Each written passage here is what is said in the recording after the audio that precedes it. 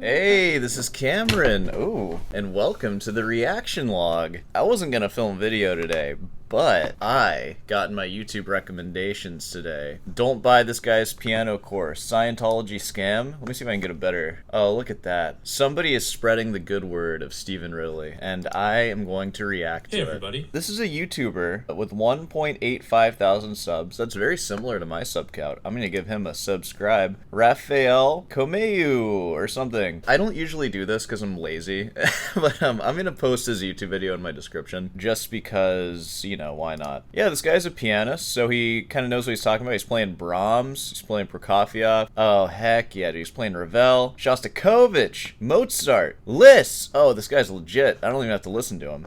So here's how this is gonna go. It appears that this fellow has made a YouTube video about Stephen Ridley. Just based on what I skimmed through it, it seems like he has like stuff to say and it's quite short. So he probably did some research for this, and we'll confirm that as we go through. But that's wonderful for me, because what I'm gonna do is I'm just gonna react to it, and that's all I have to do, which is perfect. Let's go ahead and jump into it. Hey everybody. I hope you're all doing good. We're doing well. If you frequently watch videos that have to do with music or piano, you've probably come across an ad from this guy. If you have an hour this week, you can learn 100 songs. Dude, I'll bet my life I'll see one of those ads pretty soon. That was a thing that I used to say a lot back when we would get those Stephen Ridley ads. I haven't seen one in a while. I wonder if he's alright. His channel recently blew up. He has like 250,000 subscribers right now, which is good. What an annoying man that is. Coming out with the Stephen Ridley hate so early, huh? Annoying, sure. Stephen Ridley, he's like our god of mischief. He's lovable too. Many of you probably thought, wow, this seems like a scam. And if you did think that, I'm here to tell you, you were right. But it goes a lot deeper than just being a scam, because if you buy his course, it turns out there's a pretty good chance your money will be funneled right into the Church of Scientology. Yeah, that's a good reason to buy his course. My name is Stephen Ridley. I'll spare you guys the rest. Wow, this guy really hates Stephen Ridley. Anyway, Stephen is the creator of the Ridley Method. Woo. Which is a revolutionary and innovative way to learn to become a piano master like him in a matter of months, practicing for 3 minutes a day. Dude, he sounds like me right now. Just hold your guitar for 2 minutes. That's good enough. It's fine. And it costs $2,997. Oh my god, what? The complete piano masterclass is $3,000? Save 15% by paying up front? $3,000. It's a 6 to 12 month program. It's like a college education. Includes 220 videos. Hey, you can get like 320 videos if you just subscribe to me. You only have to subscribe. Stephen tries to make himself look like a virtuoso pianist who knows what he's talking about by loudly playing fast arpeggios and fast blues scales while making pretentious faces and exaggerated movements.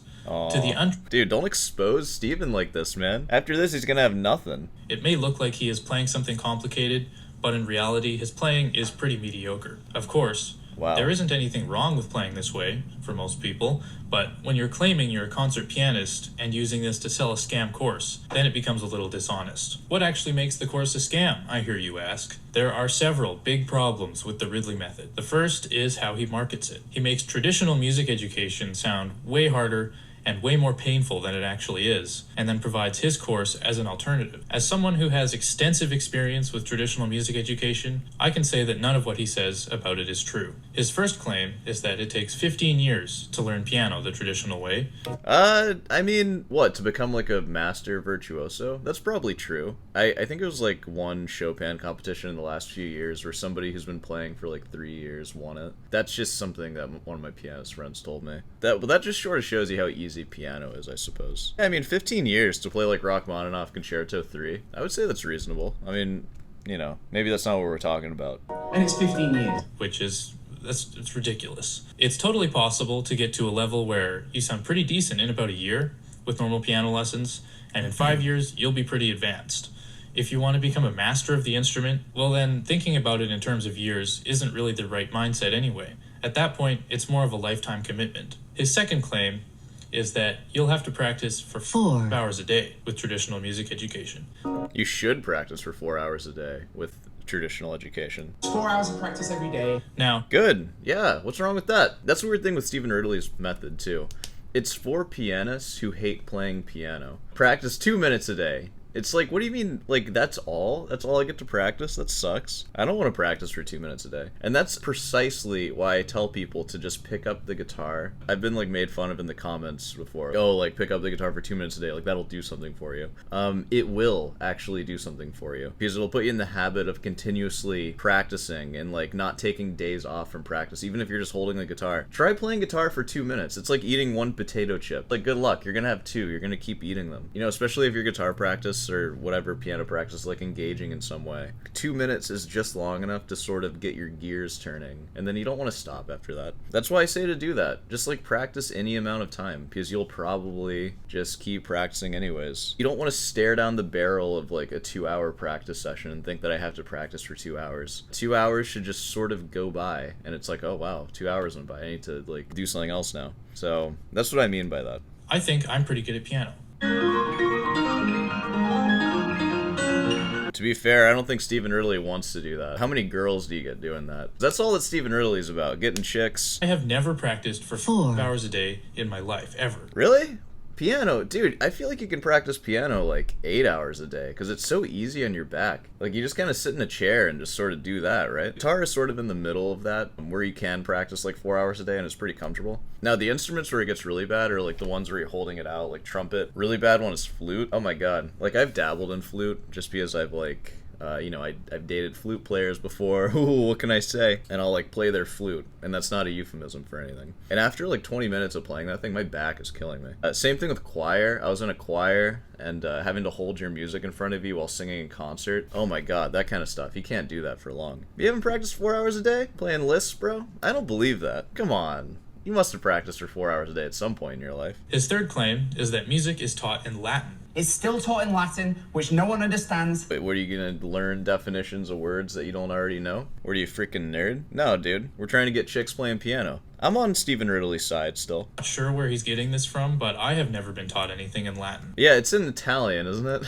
Like, the words, the dynamics and stuff. That's funny, Latin. Sometimes we have Italian words written in our sheet music, like ritardando for slow down. That's good. Enunciate it like that. Don't say it how I say it. Or crescendo for get louder. But I don't think anyone has a hard time with that. A big problem. Stephen Ridley might have a hard time with it, man. We don't know. We don't know what he's going through. Is the content of the course itself. Stephen says it works by breaking down every element of piano playing into easily understandable concepts, and then building those up one by one. On the surface, this sounds great. In fact, this is how piano is already taught by pretty much every teacher. The difference is that Stephen's course is not actually easier to understand. From his free masterclass, which is basically just a long ad for his paid course, we can see that he takes pre-existing piano or theory concepts and explains them in a more confusing way. For example, his explanation of chord extensions, which he tries to make look simple, but if you actually try to follow his advice on it, you'll see that from a beginner's perspective, it makes no sense at all. Simply add more notes. What's wrong with that? Dude, that does kind of work, though, on piano. Like, if you're playing in C major, just freaking add some notes up in there. I guess maybe the issue is you just don't know what you're doing. I love just adding notes, though. I do that on guitar, too. I don't know what I'm playing half the time. He also has some dumb gimmicks, like his finger exercises he calls hand yoga, which won't actually do anything to help your piano playing. Oh god, I hate hand exercises. You know, maybe it's telling of me. I've never done hand exercises for anything. Maybe it's holding me back, who knows. Another big thing he talks about is the 4-chord concept. Basically... Oh, that's not a very flattering photo of him, is it? Hundreds of songs use the same 4 chords, so by learning those 4 chords, you can play hundreds of songs. This, of course, is true, but the way he shows it in his ads is a blatant ripoff of the 4-chord song by The Axis of Awesome. Just 4? Yeah, these 4, here. 1, 2, 3, 4 chords. On top of all that, every single thing he teaches is already available online, for free, taught in a much more effective way. There are a huge amount of people on YouTube and all over the internet who have made some great resources for learning piano. I've linked some of them in the description. Yay. But the most important thing... Hey, well, there you go. None of us are ever going to use that. Screw piano. That's like the thing, right? Sorry. It is completely impossible to become a piano master in a matter of months with only 3 minutes of practice a day. No one has ever done that. And this goes for any high-level skill. There's no easy way of anything like this, and anyone who tells you there is lying to you. The hard work that needs to go into it is exactly what makes it worth doing, because if no effort was required to become a good pianist or good at anything else, there would be nothing special about it, and it wouldn't even be an impressive skill. I don't know if that's true. Is it the effort required for something? Is that what makes it worth doing? Or is the thing just so worth doing that it doesn't matter how much effort is required? For me, it doesn't matter how much effort's required to play guitar, because obviously it's like a lifetime of effort for me. But I would love for it to just be like super easy. Would that cheapen the instrument for me if it was just insanely easy and I could just get as good as I'll ever get in like a year? Like, it would still be fun to play guitar. That's something that I hear thrown around a lot. That's like what my parents say. It's like, well, if it were easy, then everybody would be doing it. But it's like, is that a bad thing if everybody's doing it? If it's easy? I don't know. Sorry, I don't mean to like blow your guys' mind here with my crazy freaking commentary. If you want to learn piano and you have $2,997 to spend, let's figure out how many real lessons you could get from a real teacher with that money. Let's say an expensive teacher is $60 an hour. Whoa, okay, hey, what? Hold on now. Posted 2 days ago, expensive teacher. I'm $60 an hour, and I consider myself like a relatively cheap teacher. Like a degreed piano teacher is not $60 an hour. No way. Maybe with just a bachelor's degree, they'll charge that. Hold on now. I'm seeing $80 on average. How much should a 7-year-old practice piano? 30 to 60 minutes of daily practice, you 7-year-old. Oh my god. Dude, they're gonna be so good if you actually do that. The messed up thing is, I would hope that the kid just wants to do that if they're gonna practice that much. But you know, it's parents. How much should my 7-year-old practice piano? An hour. An hour of piano practice a day. I don't care if they like it. They're gonna do it. Is 72 too old to learn piano? Yes, stop trying. Is 2 hours of piano practice a day enough? Like, to get into heaven? I think that should be, if you do it every day. But you'll want to bump that up to 4 if you want to be safe. I'm seeing 90 to 150 for like a top tier instructor. Alright, I'm just saying 60 is not expensive. That's on the low end of that. Let's not go crazy here. Speaking of that, hey, want some guitar lessons? I charge $60 an hour, which is a good price. And if you don't think it is, trust me, bro. So that, also merch. If you want to like spend what you would spend on a lesson on like a couple of shirts, you can do that too. Boom. There we go. Ridley Let's get to the Scientology, please. Now, the Scientology. Stephen Ridley has stated that he is a Scientologist multiple times. Whoa, let's read a little bit of that. A lot of people ask me about Scientology, and what does it actually entail? And whilst I'm always happy to talk about it, dude, why don't you go do something, man, whilst. I always end that conversation with, look, the best way to find out about it, and about anything for that matter, is just look it up for yourself. And now you can! They've just released these free online classes, so if any of the below seem like areas you'd like to understand and improvement more, then now is your chance to really find out what Scientology is. Oh, we will be reacting to that. Absolutely. I'm gonna make that video right now. Coming soon, we're gonna find out what Scientology is, guys. Okay, we're gonna add that into this. This is the Stephen Ridley rabbit hole. Scientology is a huge topic that I can't fully cover in this video, obviously. We're gonna get to it, bro. I've been doing Scientology for around 4 years. I've been doing alcohol for like 8 years, I think. I've heard the rumors. I've seen the black propaganda. What? But honestly, that only made me more curious. I figured at worst it would be a cool new experience. Oh god. That's not how you should go into Scientology. And another weird moment in my life. I've done a lot of weird things in my life in search of more. I've stood on my head meditating in India. I've got blind drunk over and over and over just to feel comfortable on a night out. What? That's, dude, God, maybe I should join Scientology. Or maybe I'll just keep doing that. I don't know. I get blind drunk just to feel comfortable in my own skin. And I've worked 20 hours a day in a job I hated just to buy more stuff. Whatever stuff is. Okay. The list goes on. Truthfully, I've searched for freedom in everything, and money, and travel, and work, and success, and women, and prestige, and fitness. Ooh, he's like my older brother. Like, I am just following in his footsteps. We're gonna look at Scientology. Frankly, I'm trying to become like a Jesus figure for everyone, and like maybe start my own religion at some point. Shout out to your boy JY, John Yang. I'm not trying to start a cult though. I'm trying to start a religion.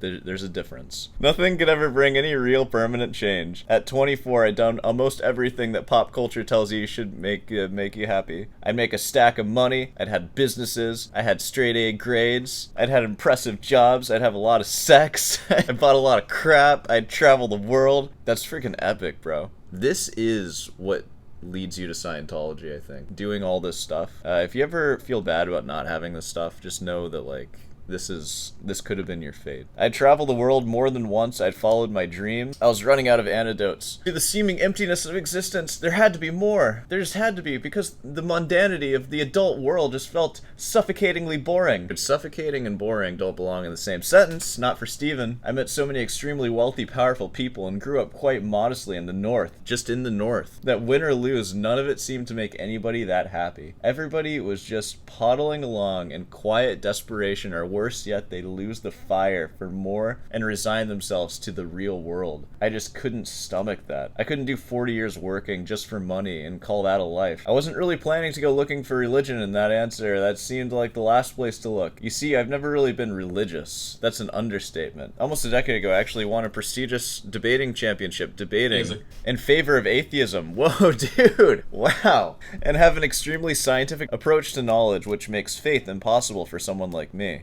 Anyways, maybe I'll make the video going into more details. Oh, dude, please make a Scientology video. The long story, I discovered that one of the most impressive people I've ever met, and someone I very much looked up to, was a Scientologist? Well, there was something new to try. Why not? Please do not cut away from this. I want to read all of this. I figured it would be weird, but whatever. I was bored and had nothing better to do. Stephen Ridley, our character at 24, bored with nothing better to do. Let's do Scientology. Nothing better to do on a slow Tuesday. It was sunny out, so I decided to give it a try, more out of curiosity than any real belief it would do anything. Yeah, that's why we do new things usually. I went in to experience their therapy and take a couple of courses on how to overcome emotional ups and downs. Oh man. Wow. Wow. Finally, a taste of actual freedom. It blew me away. The study gave me simple tools to really handle the problems I had in life. Finances, relationships, emotional instability, fears, lacks of confidence. Dude, what are you, freaking baby? Oh my god, you have all these things? What are you scared of, bro? Lack of confidence? Well, freaking put your chin up, bro. And a general feeling of living less than my potential. Oh, dude, you reached that stuff, man. Are you kidding me? The therapy allowed me to see myself and meet myself without evaluation for the first time, and unlike past therapies and other crap I tried, the results weren't temporary this time. It's giving me permanent change in my state of existence. I was seeing myself. I was seeing life. I was understanding why people are like they are. I was understanding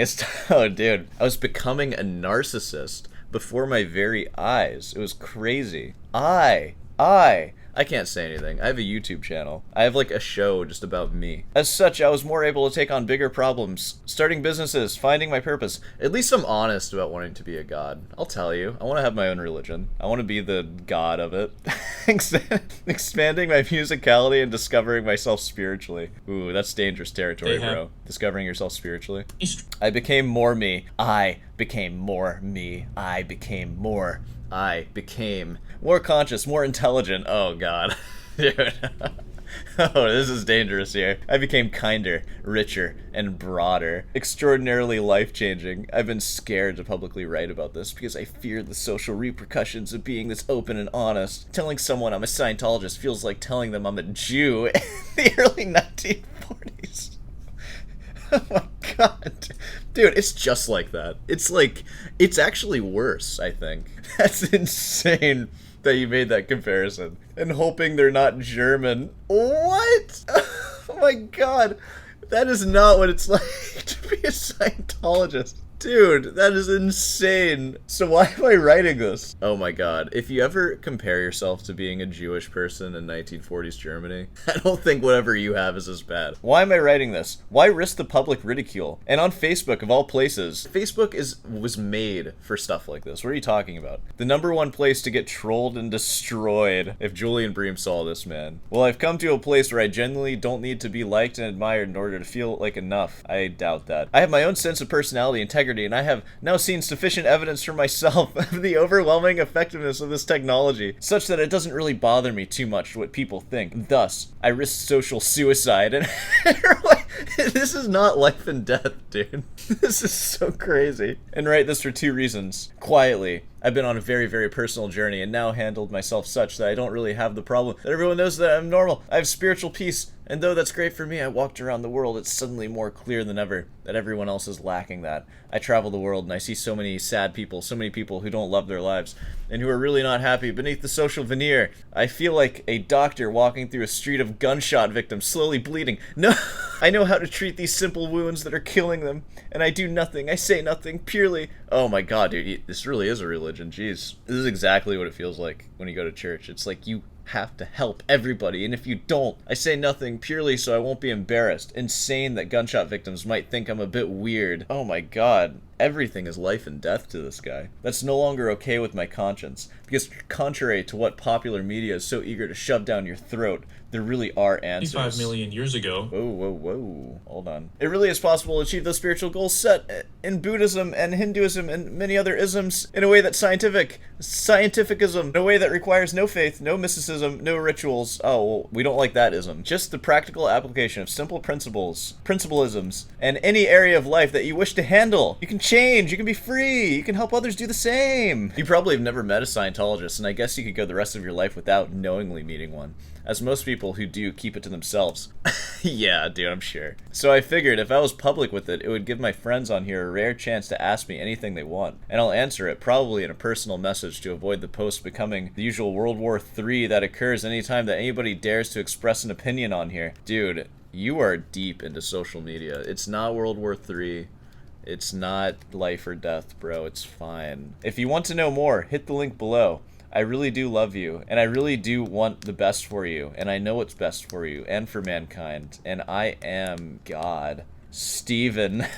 Okay. Oh, God. What was our boy Raphael saying during that? I want to hear what he had to say. I'm sorry that I read all that to you. You understand that I needed to do that. For those who don't know much about it, the Church of Scientology is a cult founded in 1953 by L. Ron Hubbard. Shout out to Colts. They have many strange beliefs, one of which is that 75 million years ago, an interplanetary alien ruler named Xenu Is that him? transported millions of aliens to Earth and then killed them with hydrogen bombs. This is a huge oversimplification of just one of their beliefs, but it does show that they are absolutely insane. Well, I mean, you never know, man. You never really know, right? I mean, Steven is pretty convincing in that. He will make a wonderful figurehead of something. It's sad that Steven is joining a cult. He should make his own cult. I think he would do really well. They have also been accused of a lot of wrongdoing and criminal activity, including I mean, who hasn't, though, you know? human trafficking and covering up various kinds of abuse. Okay.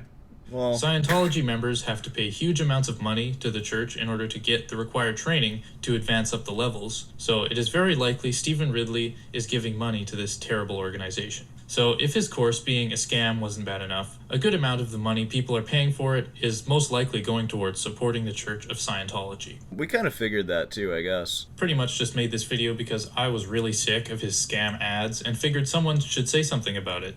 Dude, you and me both, brother. We're both saying something about it. And I'm glad to see that you are taking action against Stephen Ridley, and I'm glad to see that this video has done so well. It makes me want to make a Stephen Ridley video, and maybe that'll do well too. That's something as well, I can't deny. Alright, well, let's close this off with some Scientology stuff to ruin my algorithm. I don't really know what Scientology is, to be honest, and I feel like a lot of you probably don't know either. Let's go. Well, their music sucks, I can tell you that. Oh, we gotta learn more Latin here. Dude, it's literally in the name, and Steven's complaining about having to learn Latin. Psycho. Knowing. Study of. The study of knowing. That's Scientology. Boom.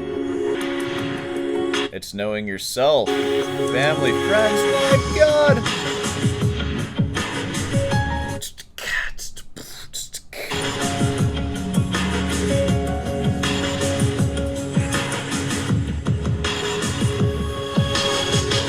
It's a new... Dude, this is so dystopian. Oh my god. Do they have, like, no sense of anything when they're making this? It's not just something you believe in. Is this just gonna be a bunch of colors just flashing at us? Not just questions, but answers. I'm just reading stuff to you guys. Welcome to Storytime. I read videos to you. It's practical solutions to real-life problems. That's Scientology. Relationships. Work. Parenting. Ah! I can't! Helping people. Reading comprehension. Understand each other. Helping people understand each other. I can only imagine what that entails. Themselves. Scientology is... Oh, God. What is this? It's not saying what it... It's all just vague. This could be any religion. Ah. Dude, don't trust any of these people. Oh my god. What? What is this? So far, a lot of the argument for it is just like, look at how freaking big and old this is. 50,000 years? Look at how many people are in it. So big.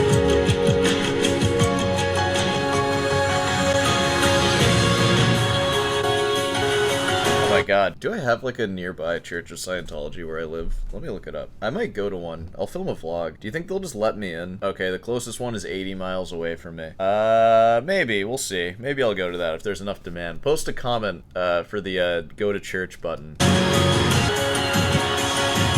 Okay, so you guys pretty comfortable with what Scientology is? You guys understand? Scientology beliefs. The components of understanding. Alright, this is another video. Same YouTube channel. Scientology. There are 3 factors in Scientology which are... Oh, thank God. This is what we wanted right here. That first video we watched was nothing, dude. That had, like, no substance to it at all. We get a voice. ...most importance in handling life. These 3 factors help you find answers to questions such as... What? How did I get out here? Who is this woman in my car? Improve relationships. Oh, dude, you ain't improving this relationship. They look miserable. How can I explain my ideas to people? How do I handle my work better? She can yell We that? call these 3 Oh my god. factors in Scientology the ARC triangle. Yeah, you guys heard of it? We talked about math here. Geometry. The ARC triangle. ARC is a word made from the initial letters of affinity, reality, and communication. Yeah. Oh, I get it now. ARC. By affinity, we mean emotional response. We mean the feeling of affection, or lack of it. By reality, we mean the solid objects, the real things of life. Yeah, like stuff, you know? Stuff. Real things. Which we agree are real. Well, let's not go that far. By communication, we mean an interchange of ideas between people. Like talking to each other. You ever heard of it? Like these two people. This is an example of that. They're talking. I don't know what I'm doing. Terms are interdependent, one upon the other, and when one drops, the other 2 drop also. No. Can you remember a person who pushed you away when you felt affectionate? Oh my god. Oh, why are you bringing this up right now? Oh my god. Sarah. Sarah, why'd you have to go? I'm just kidding. Sorry, I don't know what that was. I don't know why I did that. I'm fine. Can you guys think of a time when somebody pushed you away when you just really didn't want them to? Post in the comments. What was your Like that, for example? way when you felt affectionate? No. What was your- No, get off of me. This poor guy. Join the Discord, bro. We'll give you a hug. Were you in agreement with what they did? Did you feel like communicating more or less? Can you see how one of these points lowering affected the others? Well, reversely, when one rises, the other 2 rise also. It is only necessary to raise one corner of this triangle to raise the other 2. Affinity and reality exist to further communication, and altogether, these form understanding. You know what this forms? It forms people when they try to talk to you. They're just trying to love you. Right now, I love you. Like, I feel so strongly for you. This is for people who just feel so insanely strongly and they just want an excuse to, like, do that. Not everybody wants you to touch them and, like, feel strongly and love them. We can just have, like, normal interactions where we're just normal. It's fine. We don't have to widen our triangle with each other. We can just kind of be normal. This triangle is the keystone of living associations. It is the common denominator of all life activities. Its use means a greater understanding of life itself. The triangle. Dude, they're really on the nose with this one. Okay, so we kind of get that now. More. Oh, here we go. Okay, we can read L. Ron Hubbard's book, A New Slant on Life. That's the book. Oh man, there's a lot of good ones here.